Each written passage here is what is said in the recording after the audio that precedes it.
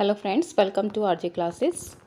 आज इस वीडियो में हम आपके लिए लेकर आए हैं ode to the west wind. ये पोइम है जो पर्सी वैसी शैली के द्वारा लिखी गई है, ode to the west wind. आज इस वीडियो में कुछ मेजर पॉइंट्स इसके बारे में डिस्कस करेंगे। It was written in 1819। ये 1819 में लिखी गई थी, but published with the volume of Prometheus Unbound in 1820। ये 1819 में लिखी गई थी, बट ये पब्लिश हुई थी प्रोमेथियस अनबाउंड के साथ में 1820 में। It is written in terza rima. ये टर्जा राइमा में लिखी गई है। टर्जा राइमा क्या होता है? Consisting a stanza of 3 lines, जिसमें 3 लाइन्स का स्टेंजा होता है, उसे टर्जा राइमा कहते हैं। तो ये पोइम टर्जा राइमा में लिखी गई है और ये इसकी राइमिंग स्कीम है A-B-A, B-C-B, C-D-C। He wrote a note about this poem. शैली इसके पोइम के बारे में एक नोट लिखते हैं। वो लिखते हैं, this poem was conceived and chiefly written in a would.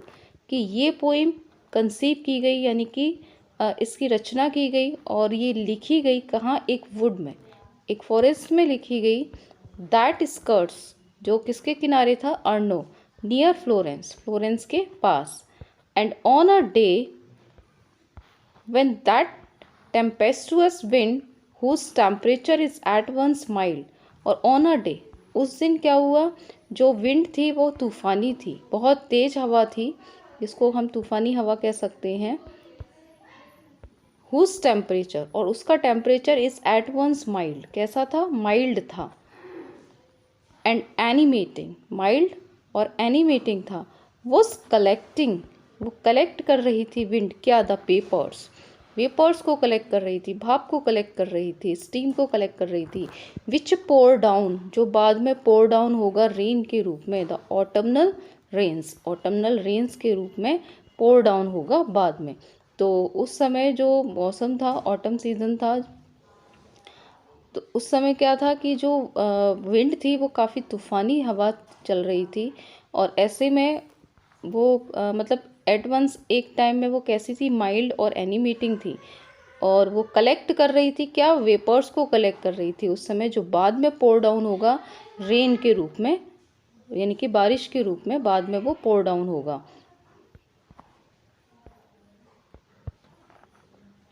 The poem is address to the west wind. ये पोइम एड्रेस की गई है किसको? वेस्ट विंड को एड्रेस की गई है। The poet appeals to the west wind.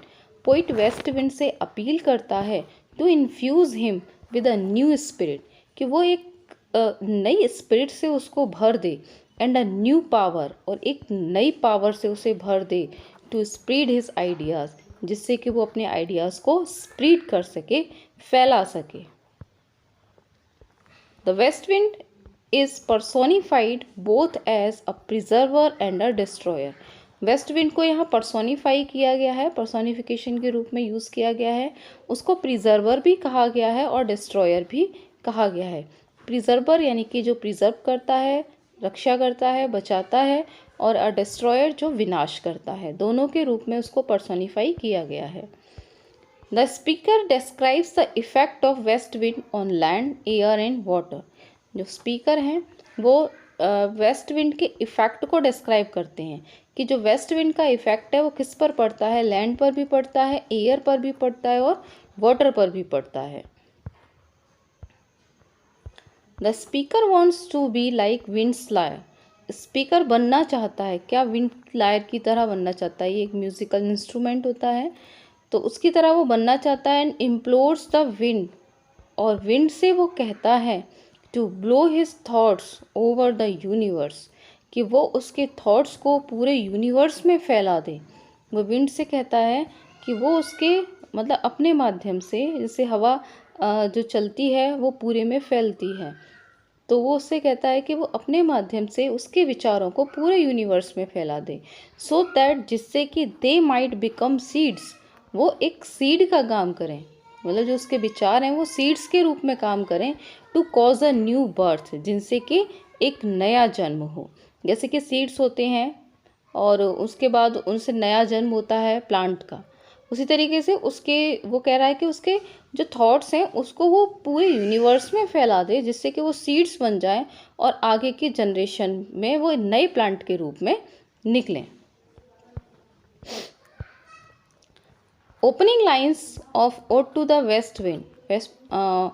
Ode to the west wind की जो ओपनिंग लाइंस हैं वो हैं, O wild west wind thou breath of autumn's wing.